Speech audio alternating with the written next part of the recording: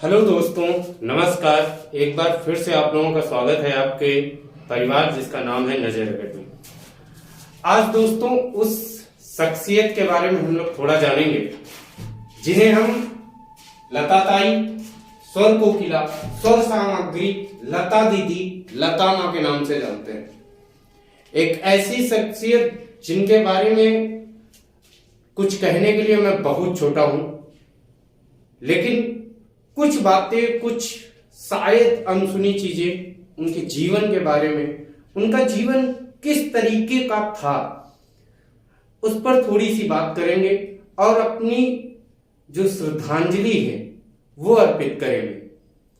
आप सभी लोग जानते हैं कि जो लता ताई थी, लता मंगेशकर जी, उनका जन्म 28 सितंबर 1929 को हुआ था और 6 फरवरी 2022 को वो हम लोगों को छोड़ करके देवलोक के लिए प्रस्थान कर गए। उन देव आत्मा के चरणों में मेरा सत सत नमन। आइए कुछ उनके बारे में जानते हैं। एक अवार्ड, एक फंक्शन था, उसमें दीदी को पुरस्कृत किया जा रहा था और उसी पुरस्कार के दौरान उनसे कहा गया कि दीदी 2 लफ्ज हम लोगों के लिए कहिए। तो क्या उन्हें भी नहीं पता था कि वो 2 लफ्ज वो इतना उन्हीं के ऊपर काम कर जाएंगे या उन्हीं के लिए हो जाएंगे। उन्होंने वो 2 लफ्ज कहे, नाम गुम हो जाएगा, चेहरा ये बदल जाएगा, मेरी आवाज ही पहचान है अगर तुम्हें याद रहे। नाम गुम हो जाएगा, चेहरा ही बदल जाएगा, मेरी आवाज ही पहचान है अगर तुम्हें याद रहे। यानी कि नाम बदल जाएगा, चेहरा बदल जाएगा, लेकिन मेरी आवाज तुम लोगों के अंदर जिंदा रहेगी।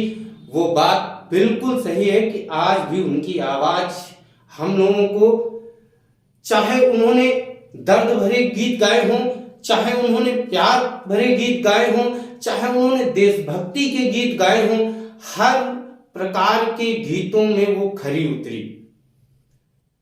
आप लोग जानते हैं उन्होंने एक ऐसा गीत गाया, अभी आगे चर्चा करेंगे, ए मेरे वतन के लोगों। एक छोटा सा बच्चा भी उस गाने को सुन लेता है ना तो उसके रोंगटे खड़े हो जाते हैं। आइए, हम लोग सब लोग जानते हैं कि लता मंगेशकर जी का निधन 6 फरवरी 2022 को हुआ, लेकिन वो करीब 1 महीने पहले से बीमार चल रही थी। यानी कि करीब वो जनवरी के लमसम 4-5 जनवरी से वो बीमार चल रही थी और 9 जनवरी को उन्हें ब्रिज कैंडी अस्पताल में भर्ती कराया गया था, जो कहां पर है? मुंबई में, यानी कि महाराष्ट्र। ठीक। और 6 फरवरी को एक ऐसी सूचना आती है कि पूरे भारत देश के लिए शोक का कारण बन जाता है। वो सूचना थी जो लगभग 8:12 पर हमारे सामने आई और वो सूचना देने वाले सर्वप्रथम व्यक्ति थे हमारे केंद्रीय मंत्री नितिन गडकरी जी। जब उन्होंने बताया कि हमारी माँ, हमारी दीदी, हमारी ताई हमारा साथ छोड़ करके चली गई, उन्होंने इस देह का त्याग कर दिया। विश्वास मानिए, भारत देश में ऐसा कोई भी व्यक्ति नहीं था जिसकी आंख नम न हुई हो। जो लता ताई थी, उनको जो शिवाजी पार्क है महाराष्ट्र में, वहां करीब 6:30 बजे उन्हें मुखाग्नि दी गई। आप देख सकते हैं फोटो में। अभी हम उनके पूरे जीवन के बारे में बात करेंगे कि किस तरीके से उनका जन्म कहां हुआ, कैसे वो बढ़ी, क्या क्या उनके घटनाएं थी।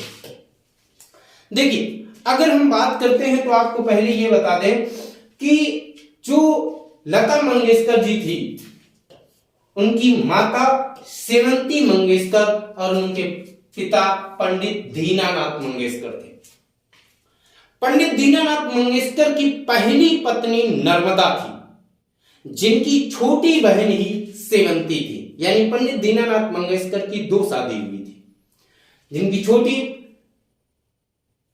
नर्मदा की छोटी बहन से उन्होंने दोबारा शादी की, दूसरी शादी की सॉरी, और उनका नाम शिवंती था, जिनसे लता ताई जी, आशा जी उनकी बहन थी, उषा जी, मीना जी और हृदयनाथ मंगेशकर जी, ये सब उनके भाई बहन थे। अभी आप लोगों को दिखाएंगे भी। जो पंडित दीनानाथ मंगेशकर थे, ये मराठी रंगमंच के बहुत ही बड़े कलाकार थे, बहुत ही बड़े साहित्यकार थे, परंतु इन्हें ये चीज पसंद नहीं थी कि लता जी भी ये काम करें। वो लता जी को रोकते थे। एक दिन एक घटना क्या हुई कि जब ये संगीत सिखा रहे थे कुछ बच्चों को, तो कुछ देर के लिए वो अपने रूम से बाहर चले गए। तो उसी रूम में एक बालक खड़े होकर के संगीत का अध्ययन कर रहा था, वो संगीत दोहरा रहा था, तो उसके स्वर कुछ ऊपर नीचे हो रहे थे।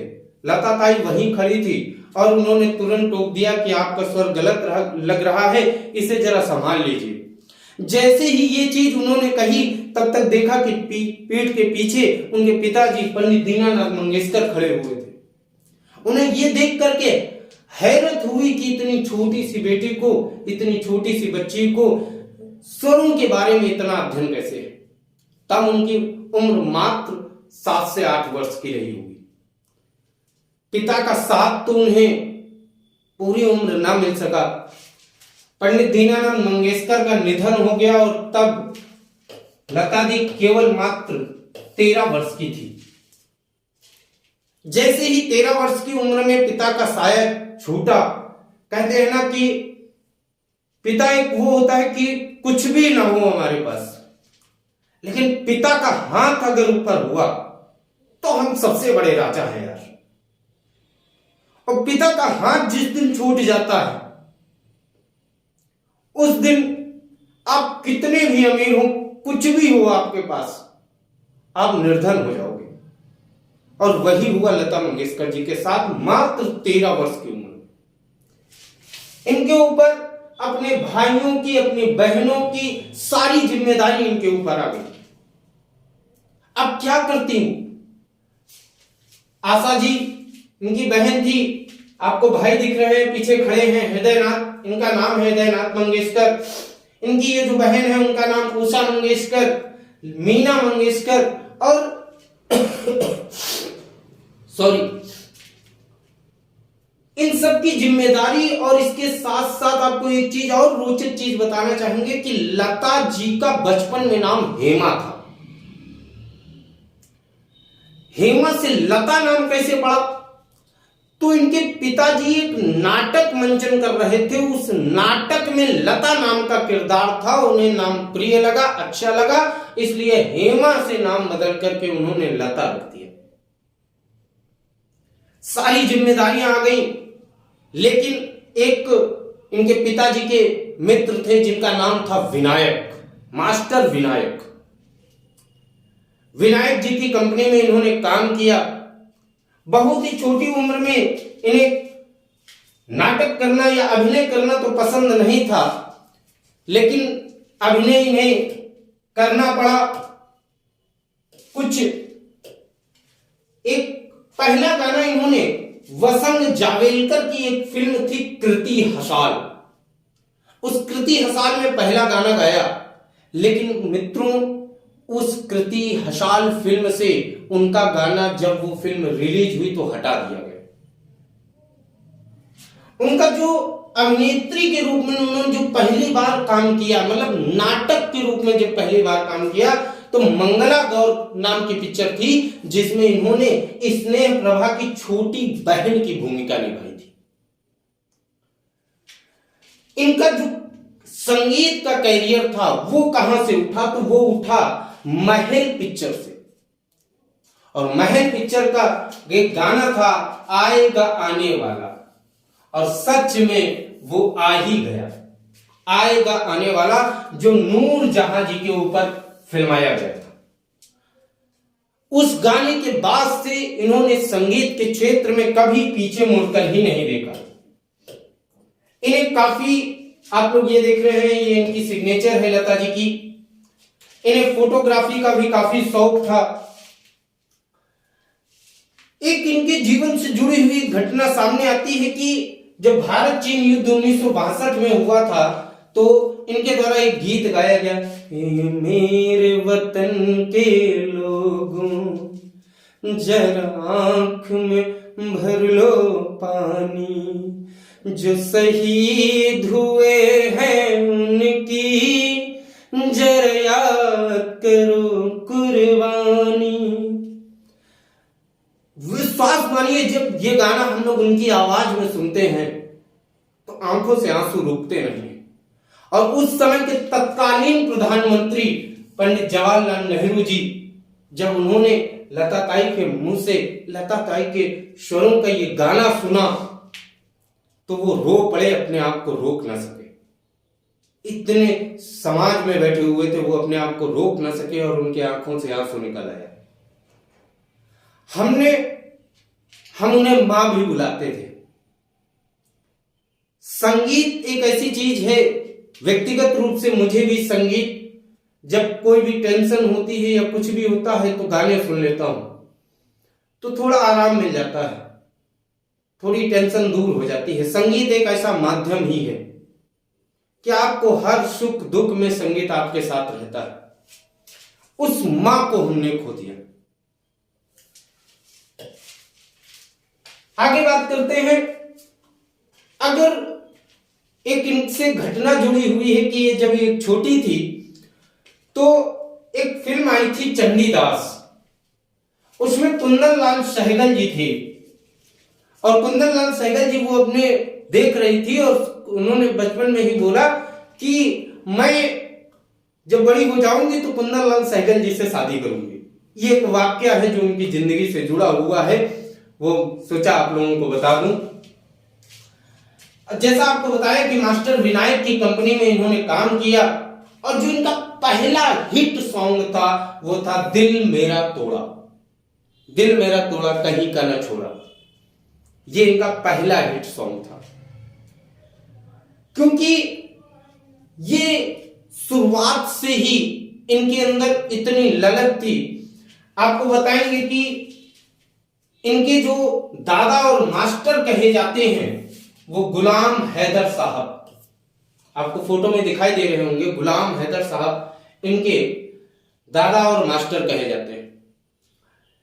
ये एक बार एक मुखर्जी निर्देशक थे, उनके पास में ले गए लता जी को और कहा कि इन्हें आप गाने का मौका दीजिए। मुखर्जी ने जब इनका गाना सुना तो इनकार कर दिया कि नहीं, हम इनसे नहीं गवा सकते, इनकी आवाज बहुत पतली है। और उस समय उसके दशक में नूरजहां जैसे महान पार्श्व गायकों का वर्चस्व था, बोलबाला था। लता ताई उसी समय समझ गई कि अगर मुझको अपनी पहचान बनानी है तो मुझको कुछ अलग करना पड़ेगा, मुझको अपने स्वरों को और अच्छा करना पड़ेगा।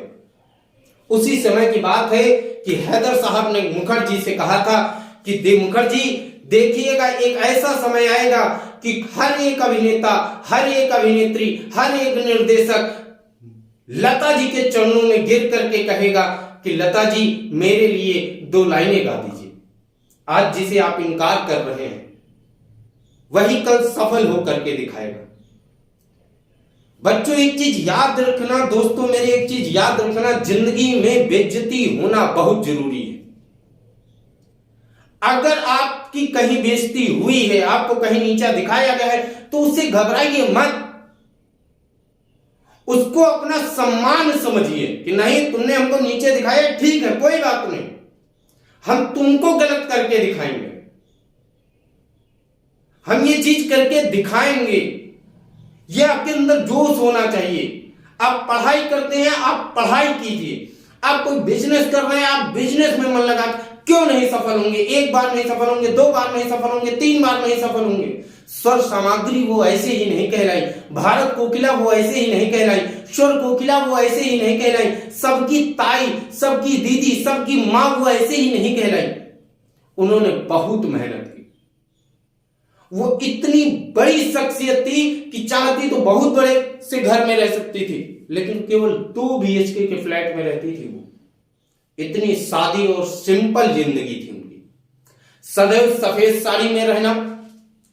आप लोगों को विश्वास नहीं होगा कि लता ताई मात्र अपने संपूर्ण जीवन में 2 दिन विद्यालय गए, मात्र 2 दिन विद्यालय गए।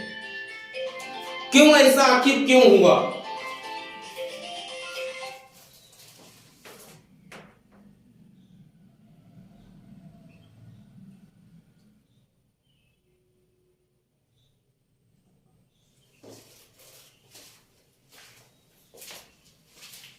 आखिर ऐसा क्यों हुआ? जब वो विद्यालय जा रही थी तो आशा जी भी उनके साथ थी, आशा भोसले जी। तो वहां की मैम थी, मास्टर थी, उन्होंने कह दिया जब वो बैठने लगी कि आप लोगों को भी फीस देनी होगी। लता ताई की उनसे थोड़ी बहस हो गई और उन्होंने संपूर्ण जिंदगी के लिए विद्यालय छोड़ दिया। 2 दिन में विद्यालय सही तरीके से नहीं गई, लेकिन आप लोग विश्वास नहीं करेंगे, उन्हें 36 भाषाओं का ज्ञान था। उन्होंने 36 भाषाओं में संगीत दिया, अपना गाना गाया, गीत दिए 36 भाषाओं में। हम सब विद्यालय जाते हैं तो हम लोग 2 भाषाएं 3 भाषाएं ज्यादा से ज्यादा पढ़ पाते हैं, उन्होंने 36 भाषाओं में अपनी आवाज दी। आइए आगे बढ़ते हैं। बहुत जब इनके प्रशंसक बढ़ने लगे तो एक घटना सामने ये आई, एक वाक्य इनकी जिंदगी से, राम पाहुन से जुड़ा हुआ है कि इनके बहुत सारे प्रशंसकों ने कहा कि मां, ताई, आप गीत तो गाती ही हैं, लेकिन आप गाना कंपोज भी कीजिए। लेकिन इनकी एक ऐसी शख्सियत थी कि ये जो संगीतकार थे, मतलब जो कंपोजर थे, उनके क्षेत्र में नहीं जाना चाहती थी, लेकिन अपने प्रशंसकों का दिल भी नहीं तोड़ना चाहती थी। तो उन्होंने क्या किया कि राम पाहुन का एक गीत था, उसमें आनंद घर नाम से गाना कंपोज किया। और ये घटना आखिर खुल के कैसे आई हम लोगों के सामने? वो इस तरीके से आई कि एक फिल्म अवार्ड में राम पाहुन के उस गाने को सम्मानित किया जाना था, उस गाने को एक अवार्ड दिया जाना था। और क्या हुआ कि वहां पर बोला जा रहा था, बार बार आनंदघर जी को बुलाया जा रहा था, लेकिन अब आनंदघर कोई हो तब तो आए, क्योंकि लता जी ने ही अपना नाम क्या कर दिया था, आनंदघर के रूप में रख दिया था। वहां कोई था ही नहीं आनंदघर के नाम से। आखिरी में उन्हें स्टेज पर जाना पड़ा और तब हम लोगों के सामने एक बात खुल करके आई कि उन्होंने आनंदघर के नाम से राम पाहुन नामक पिक्चर में संगीत कंपोज किया। इन्हें बहुत सारे पुरस्कारों से जोड़ा गया, बहुत सारे पुरस्कारों से इन्हें सम्मानित किया गया। ऐसा सम्मान आप लोग देख रहे हैं कि ऐसा सम्मान मैंने नहीं देखा संगीत के क्षेत्र में, कि इतना सम्मान किसे मिला हो। आप देख रहे होंगे भारत रत्न पुरस्कार बाला साहब ठाकरे के द्वारा, महाराष्ट्र का सर्वोच्च पुरस्कार, फिल्म फेयर पुरस्कार, राष्ट्रीय पुरस्कार और मांगलिन के द्वारा पुरस्कार दिया जा रहा है। आप लोगों को पता नहीं होगा या आप लोगों को जानकारी देना चाहते हैं कि इन्होंने कुल 53,000 गाने गाए हैं। 53,000 गाने, ऐसी शख्सियत थी उनकी। 53,000 गाने, मतलब सुनने में कोई अब 53,000 गाने गा सकता है। 36 भाषाओं में, हमने आपको बताया 36 भाषाओं का ज्ञान था, 36 भाषाओं में 53,000 गाने गाए। अगर इनके पुरस्कारों की बात करते हैं तो इनके बहुत सारे पुरस्कार हैं, एक एक पुरस्कार हम आपको बताते हैं। फिल्म फेयर पुरस्कार इन्हें सन 1958 में भी दिया गया, 1962, 1965, 69, 93 और 94 से सम्मानित किया गया। राष्ट्रीय पुरस्कार 72, 75 और 90 में दिया गया। महाराष्ट्र सरकार पुरस्कार 1966, 1967, पद्म भूषण पुरस्कार 1969, गिनीज बुक में इनका नाम लिख दिया गया 1974 में, गिनीज बुक में इनका नाम लिखा हुआ है सर्वाधिक गाना गाने के लिए। ठीक। और कब किया गया? 1974 में। दादा साहब फाल्के पुरस्कार 1989, film fair life time achievement पुरस्कार 1996, राजीव गांधी पुरस्कार 1997, एनटीआर अवार्ड 1999, ये साउथ में दिया जाता है। जी सिनेमा लाइफ टाइम अचीवमेंट पुरस्कार 1999, RIAF अवार्ड 2000 में, स्टार वर्ल्ड के द्वारा 2001 में, भारत रत्न के द्वारा इन्हें सम्मानित किया गया 2001 में, नूरजहां पुरस्कार इन्हें दिया गया सन 2001 में, महाराष्ट्र भूषण पुरस्कार से इन्हें सम्मानित किया गया सन 2001 में, लेजन ऑफ ऑनर पुरस्कार इन्हें 2010 में दिया गया, और पद्म विभूषण पुरस्कार 1999, यानी अंतिम पुरस्कार लगभग 2010 में इन्हें सम्मानित किया गया था। ये इनके पुरस्कार बहुत है, अनगिनत है। लता जी के अनगिनत बार इन्हें सम्मानित किया गया है, लेकिन कुछ चुनिंदा पुरस्कार आपके सामने हम लेकर के आए हैं। इन्हें कब दिए गए, कब कब दिए गए, कितनी कितनी बार दिए गए। आइए आप लोगों के सामने लिखा भी हुआ है कि पद्म भूषण 1969, पद्म विभूषण 1999, ठीक। दादा साहब फाल्के 1989, महाराष्ट्र से 1997, NTR 1999, Bharat Ratna 2001, legend of honour 2007 और 2010 दो बार, ठीक। ANR पुरस्कार 2009, national film award 73, 75, 91, Filmfare 59, 63, 66, 70, Filmfare lifetime 1993, Filmfare special 94 और 2004 में, Bengal film journalist organisation award 15 बार इन्हें दिया गया, 15 बार सम्मानित किया गया। ये नजर पूरा परिवार उन्हें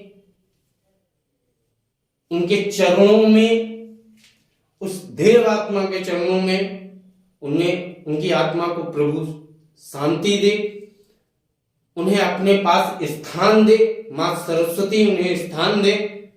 बसंत पंचमी के ही दिन उनका अंतिम दिन था और वो हम सब लोगों को छोड़ करके देवलोक की ओर प्रस्थान कर गए। उनके परिवार को धैर्य प्रदान करे, साहस दे। इतनी बड़ी क्षति को कभी शादी ही नहीं की थी लता ताई ने, क्योंकि उन्होंने अपने बहनों, अपने भाइयों को ही अपना परिवार माना। एक ऐसी चीज की एक वाक्य मुझे और याद आ रहा है कि इनका असली नाम, हमने बचपन का नाम बताया हेमा मंगेशकर, लेकिन मंगेशकर इनका असली नाम नहीं था, ये हार्डेकर थे। ये इनके पिताजी मंगेशी नाम की जगह पर रहते थे महाराष्ट्र में, तो इन्होंने अब हार्डेकर से नाम बदल करके मंगेशकर रख लिया था। ये भी एक बीच में सूचना याद आ गई, तो हमने आप लोगों को सोचा कि आप लोगों को बता दें कि अब क्या कहें, हम शब्द हमारे पास नहीं है उन्हें श्रद्धांजलि देने के लिए। इतना महान जीवन, लता ताई, लता दीदी, लता मां कहीं नहीं गई हम लोगों से दूर, सदैव हम लोगों के दिल में है और हरदम याद रहेंगी। हम सब लोग, पूरा नजर परिवार उनके चरणों में अपना शीश झुकाते हैं और बस उनसे यही प्रार्थना है कि वो सदैव अमर तो रहेंगी ही रहेंगी, जीवात्मा के रूप में जहां भी उनका जन्म हो, दूसरा जन्म हो। और प्रभु से तो इच्छा है कि वो हमारे भारत देश में ही जन्मे। बस कुछ आखिरी लाइनें हैं जो एक इन्हीं का संगीत है, उस संगीत के साथ मैं अपनी बात खत्म करूंगा। थोड़ा सा भावुक हो गया था बीच में, क्योंकि ये सभी के दिलों से जुड़ी हुई है, चाहे छोटे बच्चे हों, चाहे बड़े हों, चाहे बुजुर्ग हों, सभी प्रकार के गाने इन्होंने गाए। इनकी दो लाइनें हैं, कल भी सूरज निकलेगा, कल भी चंदा, कल भी सूरज निकलेगा, कल भी कोयल गूंगेगी, सब तुमको दिखाई देंगे पर हम न नजर आएंगे। बिल्कुल सही कहा था कि सभी दिखाई देंगे लेकिन हम न नजर आएंगे। लेकिन उनकी वही दो लाइनें कि नाम बदल जाता है, शक्ल बदल जाती है, पहचान बदल जाती है, लेकिन आवाज अमर रहती है। इसी के साथ मैं अपनी वाणी को विराम देता हूं। एक बार पुनः लता जी के चरणों में, उन देव आत्मा के चरणों में अपना शीश झुकाता हूं और आप लोगों से विदा लेता हूं। मिलेंगे अगले वीडियो में, तब तक के लिए नमस्कार।